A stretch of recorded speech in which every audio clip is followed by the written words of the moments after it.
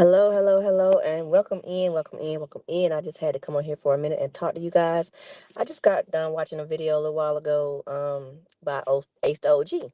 I like his videos. Shares a lot of valuable information. So I was like, he's right up my alley today. I got to talk about this.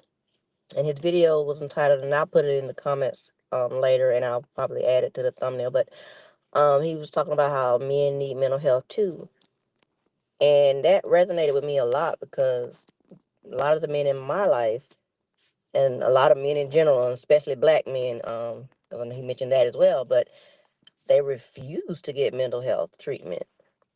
Like, it's okay excuse me, it's a little warm here. It's okay to know that you need help. It's okay to seek that help, right? And a lot of men refuse to do that. They refuse to seek help, whether it's from shame, embarrassment, their pride. They refuse to get help, and therefore in turn they act out, whether it's through drugs, physical violence, mental mental mistreatment to other people, right?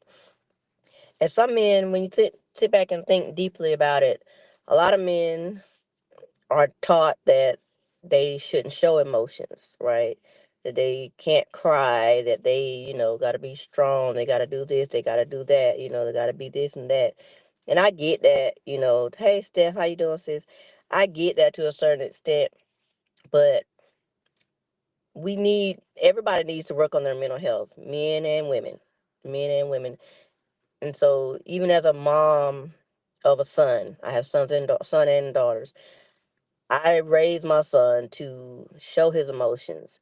Don't bottle up everything inside of you. If you need therapy, get help. There's someone out there, professional, right, man up. There's someone out there, professional, that can help you on your journey, help you go through your struggles, and it's okay. And it's something else that I was talking about a video I watched earlier today with Ace the OG. I don't know if you watch him or not, Stephanie. And he was saying about, I think he might have made it a couple days ago, but he said about how men need mental health too, and a lot of the reasons why they don't seek it and don't get their mental health in check. They're either embarrassed, and then another valid point that he mentioned was about them, because he said he's married, I believe he said, but he said how a lot of men won't even discuss their issues with their wife for fear of judgment or whatever reason, or they just can't connect with them in that way, or they don't want to put all that on them, because he mentioned about being when he was in the military, in the war or whatever, and that they don't he didn't want to put all that on his wife. And it makes sense, but you still need to go talk to somebody, and which he advocated for that. You do need to go talk to somebody, right? Because you can't hold all that in you. That's what's wrong with people nowadays. Well, I won't say nowadays, because this has been going on forever. This has been going on forever. People push stuff under the rug, they hold stuff in, and then 10, 20, 30, 40 years later, they still struggling with it because they did not process it. They did not work through their issues. And it's men and women actually. But I can definitely like I said, I can definitely relate to what he was saying about the men, because yeah, a lot of men will refuse, and especially black men, they refuse to get mental health. They refuse to accept that they need any kind of help. And that's a problem. It's almost I won't say almost, it's actually an epidemic in the world today. Because I can't speak for other countries, but I know in the U.S., because that even leads to domestic violence. A lot of the domestic violence issues, people, men, mostly men, because the statistics say, and from my personal experience, it's typically men who are the abusers in domestic violence situations. Um, they will, instead of processing their emotions and working on themselves and learning how to communicate, they will act out. They will act out. And let me know your opinion on this as well, because he mentioned about um be it the physical violence when a man is beating on a woman. Basically, he was saying something about those are female tendencies to act out, or to the screaming and the hollering and all that stuff. He was saying those are female tendencies. So let me know your opinions on that, if y'all will. Let me know your opinions on that, because I'm not quite sure, because I don't act out.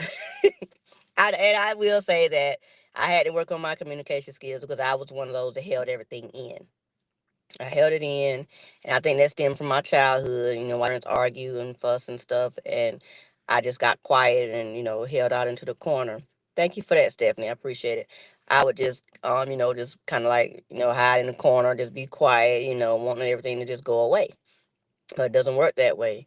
But now, as I've gotten older and gone through different things, relationships, marriage, divorce, all the things, I've learned that I gotta communicate. I have to communicate how I'm feeling. I have to communicate if I don't like something. You have to communicate with people. Figure out the best way that you know how to do it, but you gotta communicate with people. You gotta let people know how you feel because you may think, okay, well, they know that this doesn't, I don't like this, or they know that this hurts me. You gotta let them know. Now, sometimes that doesn't always make it better. They don't always change, but you gotta let them know. Because I didn't go in through any physical violence in my marriage, but I did go through some in the relationship I got in after my marriage. And that relationship, thankfully he only put his hands on me one time, but still that was enough for me. And even all the yelling and the screaming all the every weekend, all that, that was just too much for me. That's not me. That just I can't live in that kind of environment. And so the more I stayed in that environment, the more I was losing myself. And we have to protect ourselves mentally, physically, and emotionally. We have to protect ourselves. So, but I just had to come on here for a moment and just share that with you guys. Just let you remind you that yeah, men, they need mental health too. Right? Most people are right. They're not mind readers, Stephanie. Exactly.